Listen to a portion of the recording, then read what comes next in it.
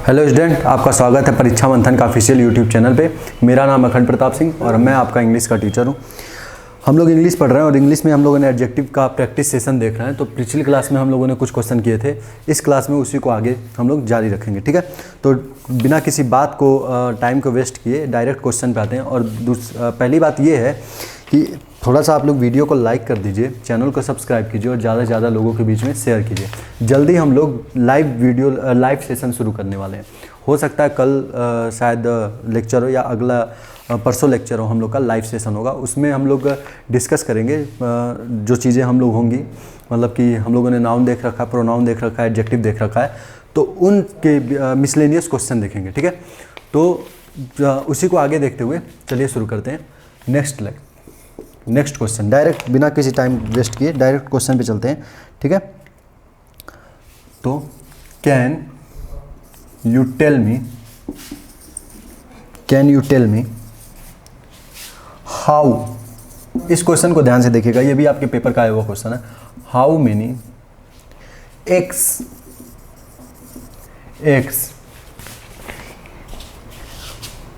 And milk he has bought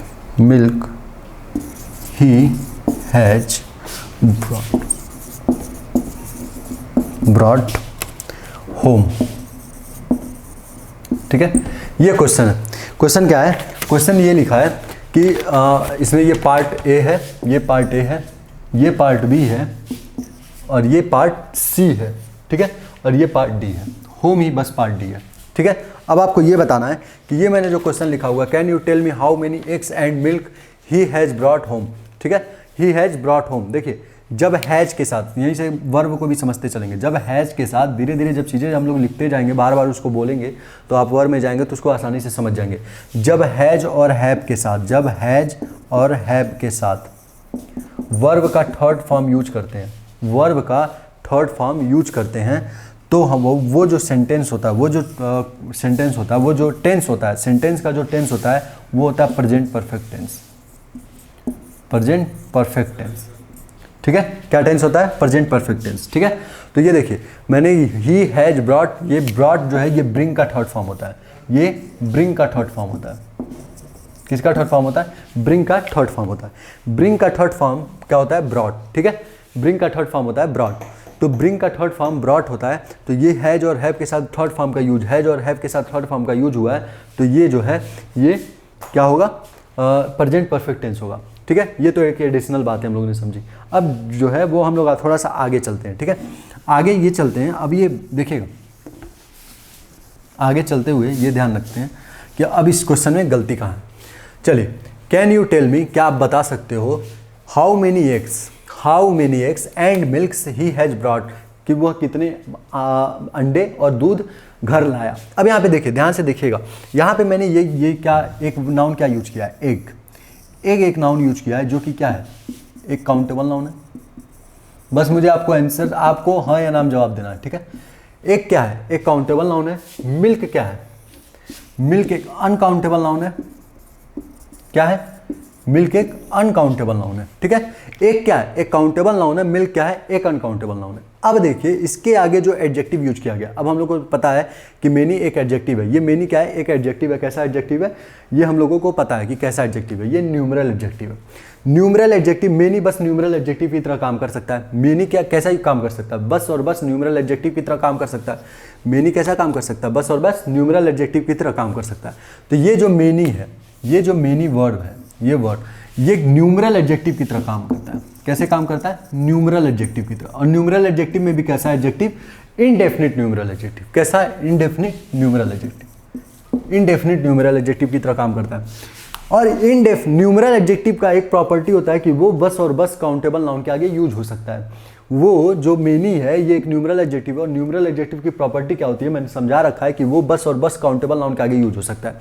लेकिन यहाँ पे देखिए क्या लिखा हुआ है, कैन यू टेल मी, क्या आप मुझे बता सकते हो, हाउ मेनी एग्स, कितने अंडे, एंड मिल्क, ये जो हाउ मेनी है ना, ये जो हाउ मेनी है, ये हाउ मेनी एग और मिल्क दोनों में क्या चल रहा है, एग और मिल्क दोनों में क्या चल रहा है, कॉमन चल रहा है। मतलब इसके कहने का मतलब ये है कि can you tell me how many eggs and how many milk. And ये जो हाउ मेनी है, देखिए ये कॉमन चल रहा है। यहाँ पे कहने का मतलब ये है कि क्या आप बता सकते हो हाउ मेनी एग्स, कितने अंडे, और एंड हाउ मेनी मिल्क्स, कितने दूध। तो एक बात बताइए, मेनी का यूज आप एक के साथ कर सकते हो। क्यों कर सकते हो? क्योंकि वो एक न्यूमरल एडजेक्टिव है और एक काउंटेबल नाउन है, तो उसके आगे यूज हो सकता है। लेकिन क्या आप मिल्क के आगे मेनी का यूज कर सकते हो? क्या आप मिल्क के आगे मेनी का यूज कर सकते हो? नहीं कर सकते। क्यों? क्योंकि मिल्क जो है ये अनकाउंटेबल नाउन है, और अनकाउंटेबल के आगे, नाउन के आगे न्यूमरल एडजेक्टिव का यूज कभी नहीं करते हैं। वहां पे हम लोग किसका यूज करते हैं? वहां पे हम लोग यूज करते हैं अनकाउंटेबल नाउन के आगे क्वांटिटेटिव एडजेक्टिव का। किसका यूज करते हैं? क्वांटिटेटिव एडजेक्टिव का। किसका यूज करते हैं? क्वांटिटेटिव एडजेक्टिव का। और जब हम लोग अनकाउंटेबल नाउन के आगे क्वांटिटेटिव एडजेक्टिव का यूज करते हैं, तो ये न्यूमरल एडजेक्टिव मेनी क्या होगा, यहाँ पे कॉमन नहीं ले सकते। मिल्क के साथ हम लोग कॉमन नहीं ले सकते। यहीं पे अगर जो मिल्क की जगह कोई और वर्ड होता जो कि काउंटेबल नाउन होता, जैसे बुक्स होता, तो ये सेंटेंस सही था। तब इस सेंटेंस में कहीं गलती नहीं थी। तब हाउ मेनी कॉमन माना जा सकता था एक्स और बुक्स में। क्यों? क्योंकि दोनों के दोनों काउंटेबल नाउन थे, और तब उसके साथ न्यूमरल एडजेक्टिव का यूज किया जा सकता था। ठीक है। लेकिन चूंकि यहाँ पे बुक्स नहीं है, यहाँ पे बुक्स नहीं है, यहाँ पे क्या है? मिल्क है। यहाँ पे क्या है? मिल्क। और मिल्क क्या है? Uncountable noun. तो मेनी को हम लोग कॉमन नहीं ले सकते। क्यों नहीं ले सकते? क्योंकि ये न्यूमरल एडजेक्टिव है और ये अनकाउंटेबल नाउन है। तो न्यूमरल एडजेक्टिव का यूज कभी अनकाउंटेबल नाउन के आगे यूज नहीं हो सकता। तो किस पार्ट में गलती है? सी पार्ट में गलती है। सही कैसे करेंगे? तो इसके आगे हमें लगाना पड़ेगा मच। क्या लगाना पड़ेगा? मच। यहां पे हमें मच का यूज करना पड़ेगा। हाउ कॉमन चलेगा, वो बात की बात है। Can you tell me how many eggs and much milk. ठीक है। या फिर आप लगा सकते हैं हाउ मच। ठीक है। हाउ मच मतलब कि can you tell me how many eggs and how much milk he has brought home. ठीक है। ये सही होगा। इसको सही करने के लिए आपको सी पार्ट में हाउ मच लगाना पड़ेगा। ठीक है। तो ये जो सेंटेंस है, इसमें किस पार्ट में गलती थी? सी पार्ट में। क्यों गलती थी? न्यूमरल एडजेक्टिव के कारण। मेनी न्यूमरल एडजेक्टिव है, वो मिल्क अनकाउंटेबल नाउन के आगे यूज नहीं हो सकता। कॉमन लेके नहीं चल सकते। ठीक है। चलिए नेक्स्ट क्वेश्चन आते हैं।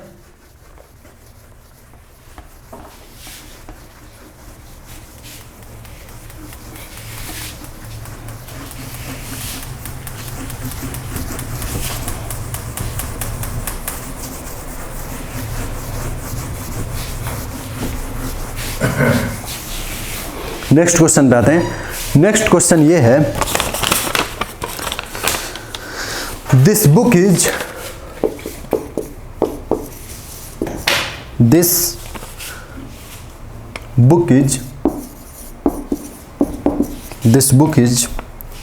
dash undoubtedly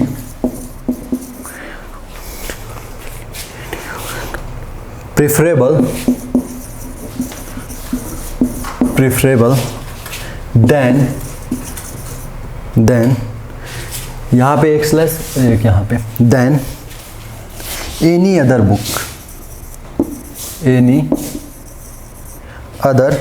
books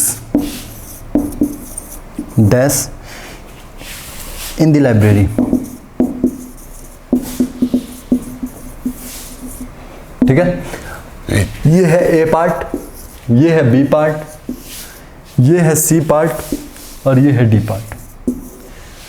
क्वेश्चन में बताना है कि किस पार्ट में गलती है। क्वेश्चन क्या है? दिस बुक इज, यह बुक अनडाउटेडली, बिना किसी शक के, preferable than any other books in the library. मतलब यह बुक सारे जितने भी बुक हैं लाइब्रेरी में, उनमें सबसे अच्छा, सबसे प्रेफर करने वाली बुक यही है।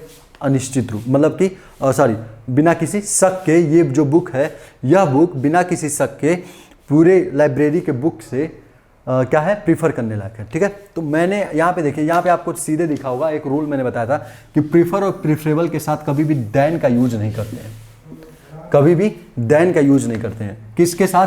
प्रीफर और प्रीफरेबल के साथ कभी भी हम लोग देन का यूज नहीं करते हैं। ठीक है। तो ये सेंटेंस में किस पार्ट में गलती थी? बी पार्ट में गलती थी। क्यों गलती थी? क्योंकि प्रेफरेबल आया और प्रेफरेबल के साथ हम लोग देन का यूज नहीं कर सकते। ठीक है। देन का यूज नहीं कर सकते। प्रीफरेबल टू होता है, प्रीफर या प्रीफरेबल टू होता है। ठीक है। प्रीफरेबल या प्रीफर टू होता है। ठीक है। तो इस सेंटेंस में इस पार्ट में गलती थी। और एक बात बताइए मुझे, यहीं पे ये बता दीजिए, अभी मैंने इरेज नहीं किया, ये यहाँ पे जो दिस यूज हुआ है, जो दिस यूज हुआ है, ये कैसा पार्ट्स ऑफ स्पीच है? पार्ट्स ऑफ स्पीच का कौन सा भाग मतलब पार्ट है ये जो दिस मैंने यूज किया, ये जो मैंने दिस यूज किया है, ये जो दिस यूज हुआ है, ये किस पार्ट्स ऑफ स्पीच से बिलोंग करता है? मुझे आप मुझे बस इतना बता दीजिए कि ये जो दिस है वो किस पार्ट्स ऑफ स्पीच से बिलोंग करता है, ठीक है? मुझे ये बताना है। और मुझे आप जब बता भी चुके होंगे कि किस पार्ट्स ऑफ स्पीच से बिलोंग करता है, तो मुझे ये भी बता दीजिएगा कि उस पार्ट्स ऑफ स्पीच के किस पार्ट से बिलोंग करता है, ठीक है?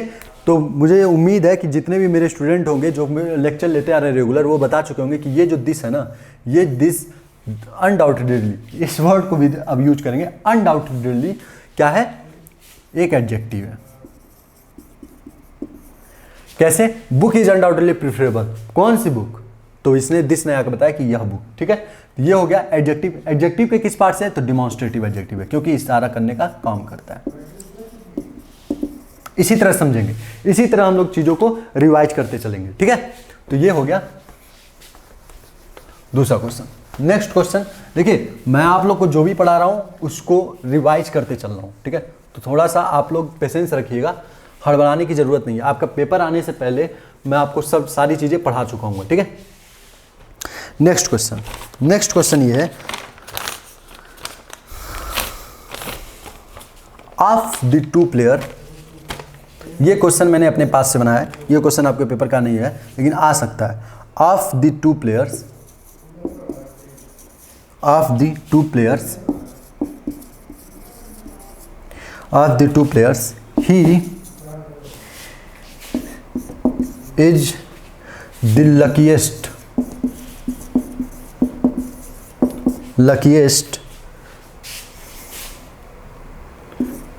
बी श्योर, ठीक है? ठीक है, बी श्योर। अब यहां पे देखिए, यहां पे जो सेंटेंस यूज किया है, चलिए इसे 1 मिनट के लिए बी श्योर को हटाते हैं, 1 मिनट के लिए बी श्योर को हटाते हैं, ये आपके लेवल का ही रखते हैं। ये क्वेश्चन बना है, of the two players he is the luckiest, ठीक है? He is the luckiest player, he is the luckiest player, ठीक है? और नेक्स्ट एक है, वो है नो एरर, नो एरर, ठीक है? ये है पार्ट ए, ये है पार्ट बी, ये है पार्ट सी और ये है पार्ट डी। अब आपको ये बताना है कि इस क्वेश्चन में से, ये जो मैंने क्वेश्चन यूज किया है, इसमें किस पार्ट में गलती है, इसमें किस पार्ट में गलती है। तो पहले इस सेंटेंस का अर्थ समझ लेते हैं। ऑफ द टू प्लेयर्स मतलब कि दोनों प्लेयर में से ही इज द लकीएस्ट, वह सबसे ज्यादा लकी है, ठीक है? मेरे कहने का मतलब, जो सेंटेंस लिखा उसके कहने का मतलब है कि दो प्लेयरों में से वह सबसे ज्यादा लकी है, ठीक है? और एक है कि नो एरर, मतलब कि इस सेंटेंस में कोई गलती नहीं है। तो आप मुझको बताइए कि इस सेंटेंस में कहाँ गलती है और नहीं है तो क्यों नहीं है, ठीक है? तो नो एरर पे बता दीजिएगा, ठीक है? मुझे उम्मीद है कि कई बच्चों ने आंसर दिया होगा कि इस पार्ट का जो ऑप्शन है वो सी पार्ट सही है, और कुछ ने बी पार्ट बताया होगा, ठीक है? क्या बताया होगा? कुछ ने ए पार्ट बताया होगा, किसी ने बी, किसी ने सी बताया होगा। लेकिन मुझे अधिकतर लगता है कि किसी ने बी और सी बताने वाले ज़्यादा होंगे। लेकिन मैं यहाँ पे बताऊँ तो सी पार्ट ही सही है, सी पार्ट में गलती है, बी में कोई गलती नहीं है। सी पार्ट में गलती है, बी पार्ट में कोई गलती नहीं है। कैसे गलती है इसको भी समझते चलते हैं। देखिए, मैंने जब आपको कॉम्परेटिव डिग्री समझाया था तो वहाँ पे समझाया था कि जब भी हम लोग कॉम्परेटिव फॉर्म यूज करते हैं, जब कभी भी हम लोग कॉम्परेटिव फॉर्म यूज करते हैं तो वहाँ पे, जब कभी भी हम लोग कॉम्परेटिव फॉर्म यूज करते हैं तो वहाँ पे दो लोगों के बीच में तुलना होती है, या फिर इसका उल्टा भी बोल सकते हैं, जब कभी भी दो लोगों के बीच में तुलना करते हैं तो वहाँ पे कॉम्परेटिव फॉर्म का यूज किया जाता है, सुपरलेटिव फॉर्म का नहीं। सुपरलेटिव फॉर्म का यूज तभी करते हैं जब वहाँ पे दो से अधिक लोगों की तुलना की जा रही हो। जब दो लोगों की तुलना की जाती है तो वहाँ पे कॉम्परेटिव फॉर्म का ही यूज करते हैं। यहाँ पे देखिए सेंटेंस में लिखा ऑफ द टू प्लेयर्स, मतलब कि सेंटेंस में ही बता दिया कि दो प्लेयरों के बीच में बात की जा रही है। दो प्लेयरों में से ही दिखाना कि कौन अच्छा है और कौन नहीं। तो जब दो लोगों के बीच में बात की जाती है तो सुपरलेटिव फॉर्म नहीं यूज करते, क्या यूज करते हैं? Comparative form. और ये लकीएस्ट क्या है? ये दरअसल में लकी, ये जो लकी, ठीक है, लकी जो वर्ड है इसी में IEST जोड़ा गया है। लकी में IEST जोड़ा गया है और EST जोड़ा गया। EST कब जोड़ते हैं? EST जोड़ते हैं सुपरलेटिव डिग्री बनाते समय। कब जोड़ते हैं? सुपरलेटिव डिग्री बनाते समय। EST कब जोड़ते हैं? सुपरलेटिव डिग्री बनाते समय। तो ये जो लकीएस्ट है ये सुपरलेटिव फॉर्म है, लेकिन यहाँ पे बात जब दो लोगों के बीच में की जा रही है तो वो सुपरलेटिव फॉर्म बन ही नहीं सकता, तो ये क्या होगा? कॉम्परेटिव फॉर्म में आना चाहिए। तो लकीएस्ट नहीं होगा, लकीयर होगा। ठीक है, तो होगा the of the two players he is the luckier player. ठीक है, समझ में आया? तो सेंटेंस में गलती कहाँ थी? सी पार्ट में। क्यों? क्योंकि दो लोगों के बीच में तुलना कर रही थी और लगाया था luckiest, superlative form, superlative degree adjective का। तो सुपरलेटिव डिग्री एडजेक्टिव का कब लगता है? जब दो से अधिक लोगों के बीच में तुलना की जाती है। ठीक है, next question.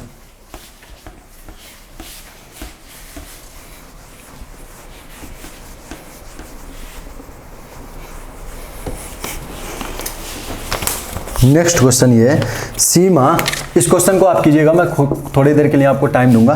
Seema is senior, Seema is senior to me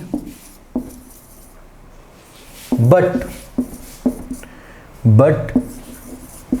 you are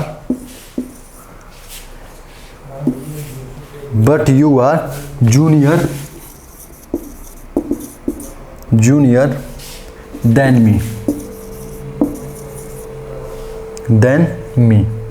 ठीक है, यह है ए पार्ट, यह है बी पार्ट, यह है सी पार्ट और यह है डी पार्ट। ठीक है, अब आप मुझको बस इतना बताइए कि इसमें किस पार्ट में गलती है। ठीक है, और क्यों? मुझे ये बस इतना बता दीजिए कि किस पार्ट में गलती और क्यों।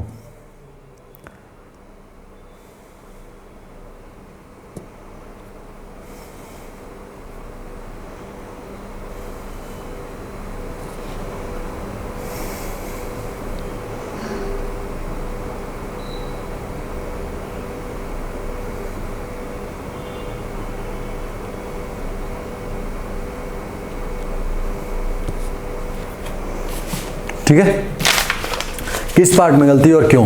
मुझे पता है कुछ बच्चों ने बी पार्ट बताया होगा, कुछ बच्चों ने फिर सी पार्ट, डी पार्ट बताया होगा। ठीक है, कुछ बच्चों ने बी पार्ट बताया होगा, कुछ लोगों ने डी पार्ट बताया होगा।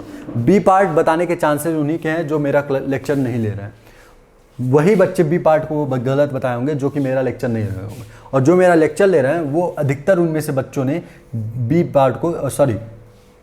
पार्ट को बताया होगा, और बी पार्ट में कोई गलती नहीं है। तो ये आंसर गलत है, आंसर होगा डी पार्ट, इसमें गलती है। मैंने कुछ वर्ड नोट कराए थे आपको एडजेक्टिव जब पढ़ा रहा था, उसमें वर्ड ये थे। कौन कौन से वर्ड थे? वर्ड था जूनियर, सीनियर, ठीक है, प्रियर, फिर उसके बाद इंटीरियर, पोस्टीरियर, ये सब जो वर्ड होते हैं ना, सुपीरियर, ये सब जो वर्ड होते हैं, 7 वर्ड मैंने लिखा था। ये सब जो 7 वर्ड होते हैं, उन 7 वर्ड के साथ भी हम लोग कॉम्परेटिव फॉर्म ही वो होते हैं, उनके साथ भी हम दो लोगों के बीच में तुलना करते हैं। फर्क बस इतना होता है कि उन 7 के साथ हम लोग कभी भी देन का यूज नहीं करते हैं। किसका यूज करते हैं? टू का यूज करते हैं। तो यहाँ पे ये बोला जा रहा है सीमा is senior to me, Seema मुझसे सीनियर है, ठीक है, लेकिन बट का मतलब लेकिन you are junior to me होगा, देन मी नहीं होगा। टू मी होगा, देन मी नहीं होगा, क्योंकि जूनियर उन्हीं में 7 में से एक वर्ड है। ठीक है, तो Seema is senior to me, Seema मुझसे सीनियर है, लेकिन you are junior to me, तुम मुझसे जूनियर हो। तो यहाँ पे सेंटेंस का अर्थ ये होगा। और पार्ट किस पार्ट में गलती है? डी पार्ट में गलती है। क्यों? क्योंकि यहाँ पे देन जूनियर के साथ यूज किया था, जो कि गलत है। जूनियर के साथ क्या यूज होना चाहिए? टू। ठीक है, next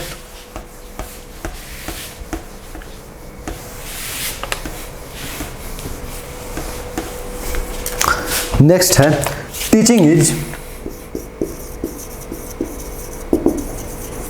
teaching in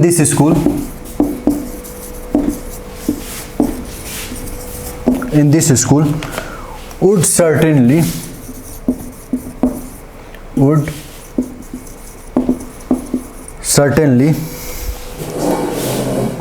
improve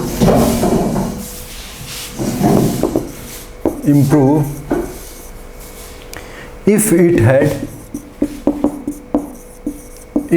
had less boys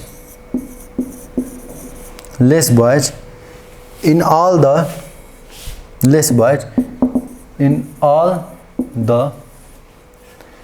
higher classes.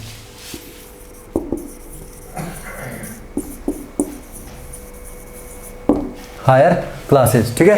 ये teaching in this school would certainly improve if it had less boys in all the higher classes, if all the higher classes. ये एक sentence है। इस sentence में भी बताना है कि आपको कौन सी पार्ट में गलती है, किस पार्ट में गलती है। उससे पहले आप मुझको बताइए थोड़ा सा इस चीज़ को जो बता देगा, मतलब थोड़ा सा मैं समझूंगा कि वो लड़का ज़्यादा फोकस्ड रहता है क्लास में लेते समय, ज़्यादा वो कॉन्सेंट्रेटेड रहता है, ठीक है, वो कॉन्सेंट्रेट करके पढ़ाई करता है। तो आप मुझको बस इसमें बता दीजिए कि किस पार्ट में गलती है। ये पार्ट है ए और ये पार्ट है बी और ये है पार्ट सी और ये है पार्ट डी। सेंटेंस बड़ा है उससे आपको मतलब नहीं है। ये देख के मत डरिएगा कि सेंटेंस काफ़ी बड़ा है, ठीक है।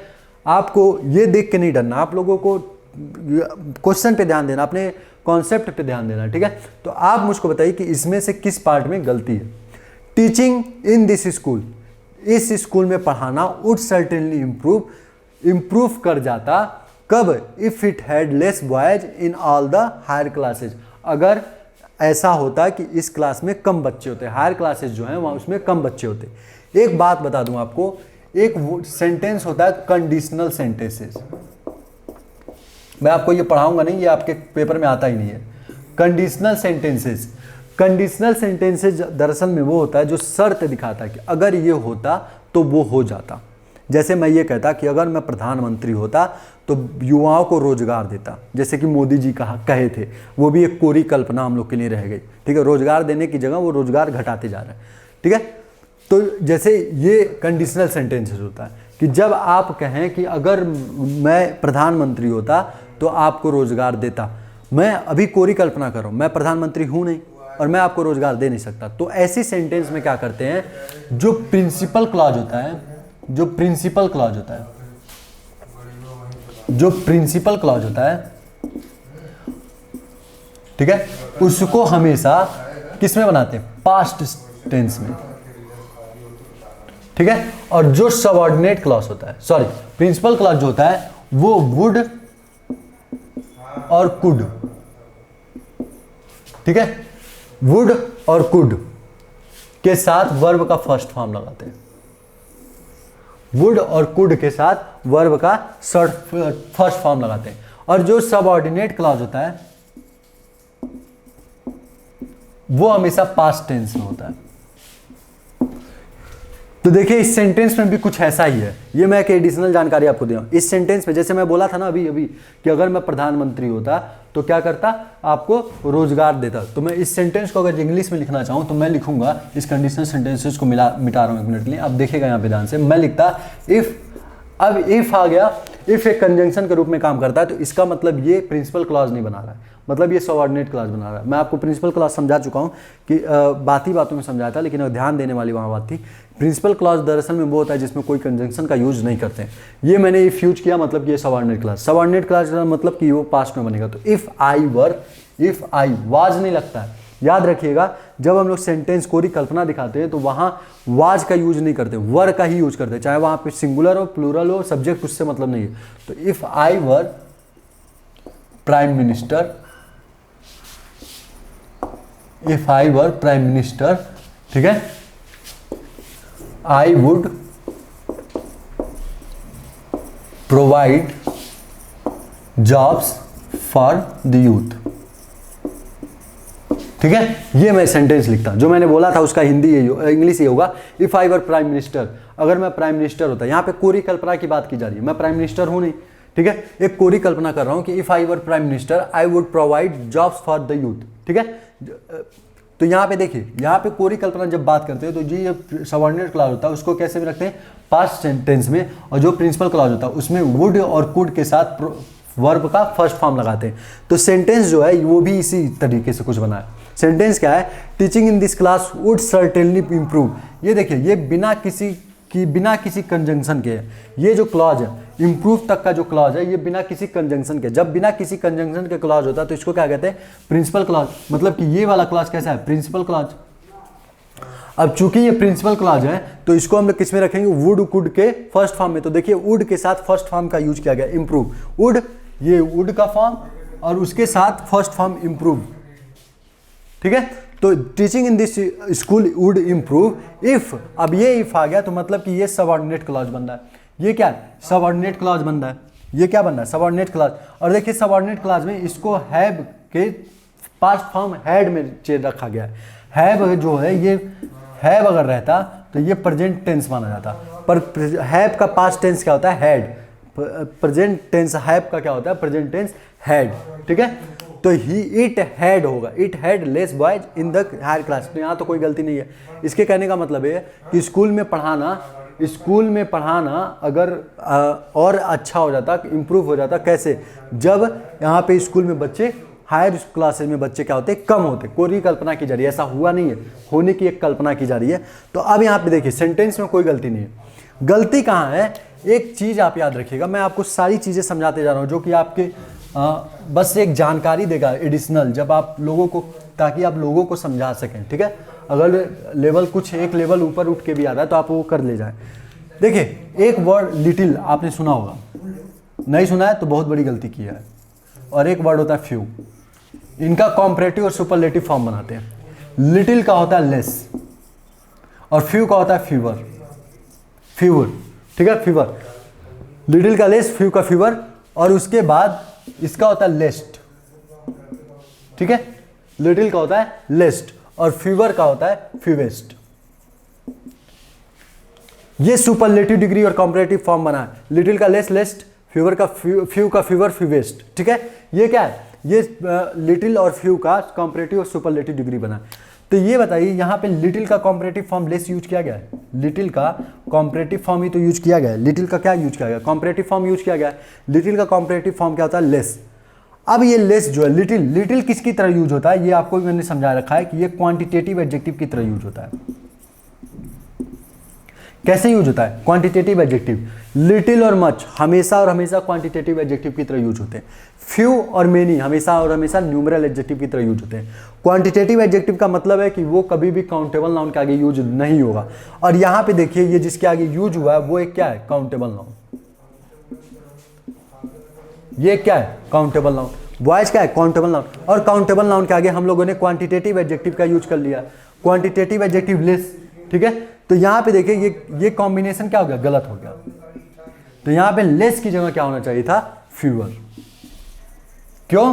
क्योंकि फीवर ही होगा, क्योंकि बॉयज का है काउंटेबल नाउन और काउंटेबल नाउन के आगे न्यूमरल एडजेक्टिव फीवर लग सकता है, लेस नहीं, ठीक है। ये हो गया एक। नेक्स्ट क्वेश्चन देखते हैं। अगर आपको कंडीशनल सेंटेंस नहीं समझ में आया तो कोई दिक्कत नहीं है, लेकिन अगर जो आप रखते हैं, जिज्ञासु हैं, चाहते हैं सीखना, तो उसको नोट कर सकते हैं, ठीक है। मैंने लिखवा दिया है, उसका स्ट्रक्चर भी बात बस लेक्चर में समझाते समझाते लिखवा दिया, ठीक है।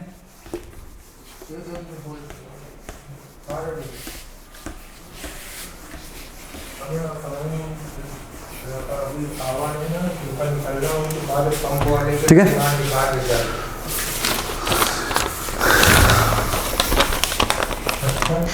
देखिए नेक्स्ट क्वेश्चन और लास्ट क्वेश्चन, ठीक है। लास्ट क्वेश्चन है ये। John drinks fewer alcohol than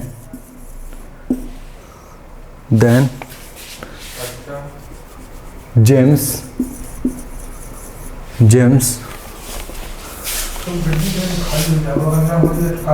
drinks, ठीक है। ये सेंटेंस है, John drinks fewer alcohol than James drinks, ठीक है। जेम्स ड्रिंक्स नहीं होगा, ठीक है।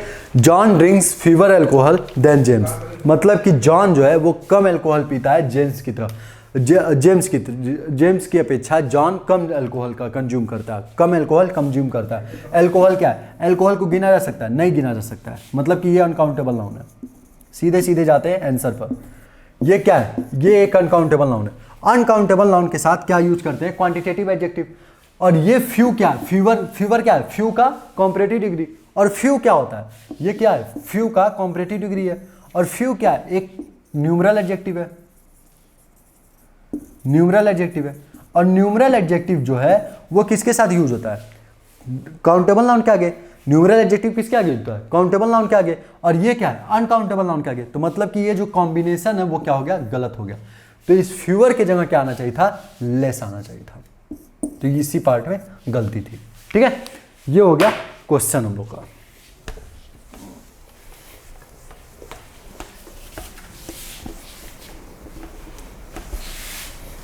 अब चलिए, ये हम लोग का हुआ एडजेक्टिव खत्म। हम लोगों का जो एडजेक्टिव का पार्ट है वो हो गया खत्म। हम लोगों ने एडजेक्टिव को बहुत ही डिटेल में और बहुत ही अच्छे से पढ़ा है। आप लोगों को क्या करना है, एक एडिशनल मैंने प्रैक्टिस भी कराया 3 लेक्चर में। ठीक है, आप लोगों को बस क्या करना है, आप लोगों को क्वेश्चन सॉल्व करना है। जितने ज़्यादा आप क्वेश्चन सॉल्व करेंगे, एक बात याद रखिएगा, पढ़ने से कहीं ज़्यादा जरूरी होता है उसके ऊपर प्रैक्टिस करना। ठीक है, एक इंसान साल भर में यूपीएससी और एसएससी, बैंक या फिर किसी भी एग्जाम का सिलेबस कंप्लीट कर लेता है। एक साल में कोचिंग कर लेता है। कोचिंग करने के बाद वो सारी 6 महीना एसएससी बैंक के लिए तो 6 महीना लगता है, यूपीएससी के लिए साल भर 1.5 साल लग जाता है। तो इन सब चीज़ों को पढ़ने के लिए साल भर 1.5 साल में आप सिलेबस कंप्लीट कर लेते हैं। पर क्या बहुत रेयर चांस होता होगा कि कोई लड़का साल भर या 6 महीने बाद सेलेक्ट भी हो जाता होगा। उन लोगों की बात छोड़ें तो लोग सेलेक्ट नहीं हो पाते हैं, तो सबसे बड़ा रीज़न ये होता है कि वहाँ पे प्रैक्टिस की कमी होती है। अगर आप प्रैक्टिस नहीं करते हैं किसी चीज़ को पढ़ने के बाद, तो आप उसको कहीं भी उसका यूज नहीं कर पाएंगे। तो मैं यहाँ पे पढ़ाता हूँ पूरे एफर्ट के साथ, आपको एक एक चीज़ समझाता हूँ। तो आपका काम बस इतना है कि आप थोड़ा प्रैक्टिस कीजिए, ज़्यादा से ज़्यादा क्वेश्चन को सॉल्व कीजिए। क्वेश्चन सॉल्व करने के बाद आप मुझको बताइए कमेंट बॉक्स में कि कौन सा क्वेश्चन आपको नहीं आ रहा है, क्यों नहीं आ रहा है, वो मैं डिसाइड करूंगा। मैं आपको अच्छे से समझाऊंगा अगर जो वो सही क्वेश्चन होगा जो कि समझाने लायक होगा। ठीक है, अगर क्वेश्चन आप मुझे भेजेंगे तो मैं आपको एक्सप्लेनेशन दूंगा। जैसे एक क्वेश्चन अभी दरअसल में आया है, बहुत जल्दी का ही क्वेश्चन है, मेरे कमेंट बॉक्स में आया था। ठीक है, उस क्वेश्चन को देखते हैं। ये क्वेश्चन आया हुआ था मेरे कमेंट बॉक्स में। ठीक है, मैं आपको बताता हूँ वो क्वेश्चन मैं दरअसल में ढूंढ रहा हूँ, बस 1 मिनट। तो शायद इसमें था ये। आप मुझे बताइए इस क्वेश्चन में वर्क कौन करता है? हाँ ठीक है, ये क्वेश्चन था। ये क्वेश्चन ये था कि मैंने प्रोनाउन में जब रिलेटिव प्रोनाउन पढ़ाया था तो उसमें मैंने एक क्वेश्चन कराया था, द लेडी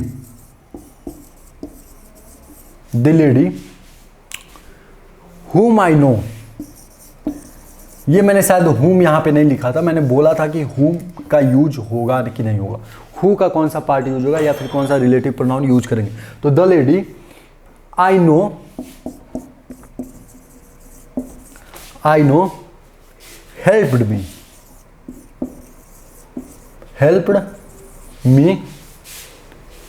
ठीक है, I know helped me।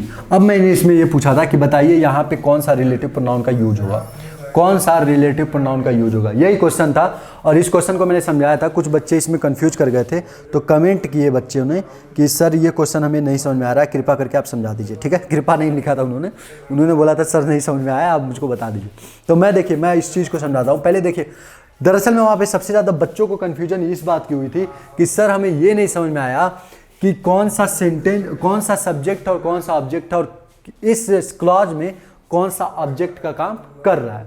ठीक है, आपको मैंने जब रिलेटिव प्रोनाउन समझाया था तो इसमें क्या समझाया था कि रिलेटिव प्रोनाउन में दरअसल में क्या होता है कि जिस रिलेटिव प्रोनाउन क्या आते हैं, हु, हुम और हुज, इस पे हम लोग फोकस करके ये एग्जांपल दिया था। तो यहाँ पे यूज करेंगे हु, हुम, हुज, तीनों में से कोई एक। अब वो डिसाइड करना होता है, तो कैसे डिसाइड करते हैं, जिस नाउन के लिए हमने एडजेक्टिव क्लॉज यूज किया होता है, जिस नाउन के लिए हमने एडजेक्टिव क्लॉज का यूज किया होता है, अगर उस एडजेक्टिव क्लॉज में जिस नाउन के लिए हमने एडजेक्टिव क्लॉज का यूज किया होता है, हमने एडजेक्टिव क्लॉज का यूज करना होता है, जिस नाउन के लिए हमें एडजेक्टिव क्लॉज यूज करते हैं, अगर उस एडजेक्टिव क्लॉज में वो नाउन काम कर रहा है, अगर इस एडजेक्टिव क्लॉज में ये जो एडजेक्टिव क्लॉज यूज किया गया है आई नो, ठीक है, आई नो, अभी मैं बता रहा हूँ एक एक चीज बता रहा हूँ, जिस नाउन के लिए एडजेक्टिव क्लॉज का यूज किया गया उस नाउन ने अगर वही नाउन एडजेक्टिव क्लॉज में काम करता है तो हु का यूज, उस एडजेक्टिव क्लॉज में अगर जो उस नाउन पे काम होता है तो हुम का प्रयोग करते हैं। ये समझाया था। और उस एडजेक्टिव क्लॉज में अगर उस नाउन का अधिकार दिखाना होता है तो हुज का प्रयोग करते हैं। ये चीजें मैंने समझा रखी थी। बच्चों को दिक्कत बस इतनी आ रही है कि ये बच्चे समझ नहीं पा रहे हैं कि यहाँ पे किस पे काम हो रहा है और कौन काम कर रहा है। दरअसल में ये दिक्कत आ रही है द लेडी और इसका जो वर्ब और ऑब्जेक्ट आया है यहां पे, इसकी वजह से दिक्कत आ रही है। बच्चे ये नहीं इसको सेंटेंस पार्सिंग करते हैं, मतलब कि समझना कि किस सब्जेक्ट का वर्ब कहां पे है, ये समझना जब जरूरी हो जाता है इस टाइप के क्वेश्चन में। तो याद देखिए, यही बच्चे नहीं समझ पा रहे हैं कि द लेडी का नाउन वर्ब कहां है और इसका ऑब्जेक्ट कहां है। तो देखिए द लेडी का जो वर्ब है वो हेल्प्ड मी है, द लेडी का जो है वो हेल्प्ड मी है, ठीक है। अब देखिए एक रीजन और होता है। अब मैं इस सारी चीज़ों को एक एक करके एक्सप्लेन कर रहा हूँ, ठीक है, सारी चीज़ों को एक एक करके एक्सप्लेन कर रहा हूँ, ठीक है। एक मिनट सर, थोड़ा बाहर जाइए, ठीक है। मैं आपको एक एक चीज़ एक्सप्लेन कर रहा हूँ, ध्यान से समझिएगा। दो कंडीशन होते हैं जिस नाउन के लिए भी एडजेक्टिव क्लॉज या एडजेक्टिव यूज किया जाता है, उसी नाउन के तुरंत बाद हमें वो यूज करना पड़ता है। अगर एडजेक्टिव क्लॉज यूज कर रहे हैं तो हमें उस नाउन के ठीक बाद या एडजेक्टिव क्लॉज का यूज करना पड़ेगा। अगर एडजेक्टिव वर्ड यूज कर रहे हैं तो इस नाउन के ठीक पहले यूज करना पड़ेगा, उसके बीच में कोई गैप नहीं होना चाहिए या फिर उसके बीच में कोई अनदर वर्ड नहीं आना चाहिए। मतलब हमने इसी द लेडी के लिए एडजेक्टिव क्लॉज यूज किया है तो मतलब कि इस लेडी के ठीक बाद हमें एडजेक्टिव क्लॉज लगाना पड़ेगा, ठीक है। अगर मुझे इस द लेडी के लिए एडजेक्टिव वर्ड यूज करना पड़ता तो हमें इसके ठीक पहले ही एडजेक्टिव वर्ड लगाना पड़ता, बीच में कोई वर्ड नहीं आता, ठीक है। अब इसी सेंटेंस को समझिएगा, मैं इस सेंटेंस को इरेज कर रहा हूं, नहीं इस सेंटेंस को इरेज नहीं कर रहा हूं, इसी से रिलेट कर रहा हूं। मैं ये लिखना चाहता था द लेडी, द लेडी, आगे मैंने लिखा हेल्प्ड मी, ठीक है। ये सेंटेंस मैंने लिखा, ध्यान से समझिएगा। मैंने लिखा द लेडी हेल्प्ड मी, उस लेडी ने मेरी सहायता की। सामने से किसी ने पूछ दिया मुझसे कि किस लेडी ने सहायता की, मैंने ये लिखा कि द लेडी हेल्प्ड मी। मैंने सीधे सीधे बस एक जानकारी आपको दी कि उस लेडी ने मेरी सहायता की। आपने क्वेश्चन पूछ दिया कि किस लेडी ने आपकी सहायता की, तो मुझे अब इस लेडी के बारे में जानकारी देना, एक एडिशनल जानकारी लेडी के बारे में देना। मैंने सीधे सीधे बोला था कि उस लेडी ने मेरी सहायता की, आपने उस लेडी के बारे में एक एडिशनल जानकारी मांगी, भाई किस लेडी ने, बहुत सारी इस दुनिया में लेडी, तो आपने बोला कि द लेडी। अब इस लेडी के बारे में हम लोग को जानकारी देना, मतलब और लेडी क्या है, नाउन, और नाउन के बारे में जानकारी देने का काम कौन करता है, एडजेक्टिव। लेकिन चूंकि हमें इस लेडी के बारे में एक क्लॉज के रूप में जानकारी देना तो एडजेक्टिव क्लॉज का यूज करना है, एडजेक्टिव क्लॉज का यूज करना है। तो इसके लिए हमें एडजेक्टिव क्लॉज का यूज करना है, इसके बारे में जानकारी देना है, हमें इसके लिए एडजेक्टिव क्लॉज का यूज करना पड़ेगा।